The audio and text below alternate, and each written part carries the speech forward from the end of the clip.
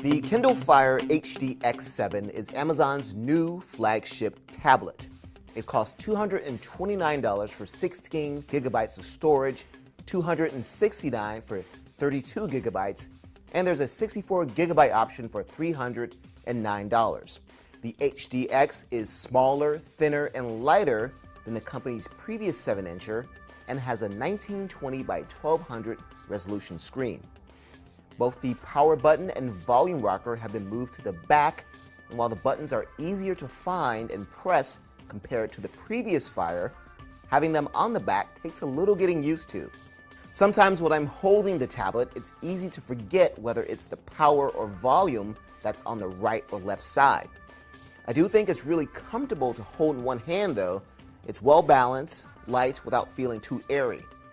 There's a micro USB port and a headphone jack, but the micro HDMI port from the previous Fire is gone. There's a front-facing camera, but no back camera.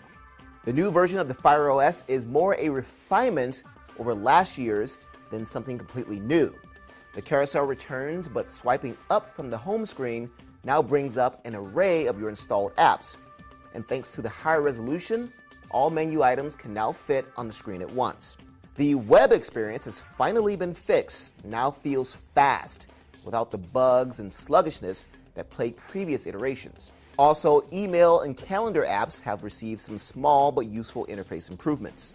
Managing your storage is now a lot easier as items can be found by type and deleted on the fly.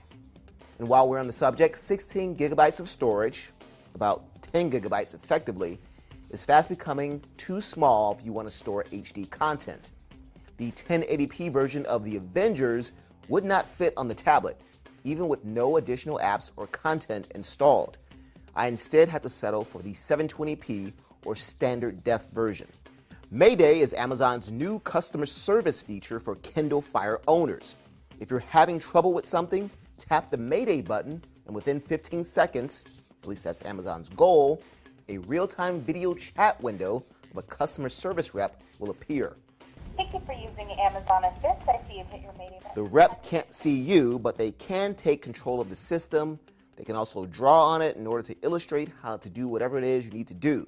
It's a pretty cool feature, but we'll have to see how well that 15-second response time holds up when thousands are tapping the button daily. X-Ray for Music lets you sing along accurately to your favorite songs. And X-Ray Trivia is a pretty effective way to learn more about your favorite movies or TV shows. It seems Amazon finally got the horsepower to interface overhead balance just about right. Thanks to the new Snapdragon 800 processor, pages and menus are accessed near immediately. Gaming performance hits about NVIDIA's Shield level, maybe a bit lower, but definitely trumps the new Nexus 7 in frame rate. I think we can safely say that the Kindle Fire HDX7 is a good tablet, with definite improvements in performance and design. Mayday is an intriguing and potentially useful feature, but will require a lot more field testing before we can give a final judgment call. There are plenty of other small tweaks and changes I haven't even mentioned, and we're still waiting for a few new features to be ready, like Goodreads and the Video Fling feature, before we can give them a fair assessment. However, keep checking out my full review at cnet.com to see how things continue to evolve. I'm Eric Franklin, and this has been a first look at the Amazon Kindle Fire HDX7.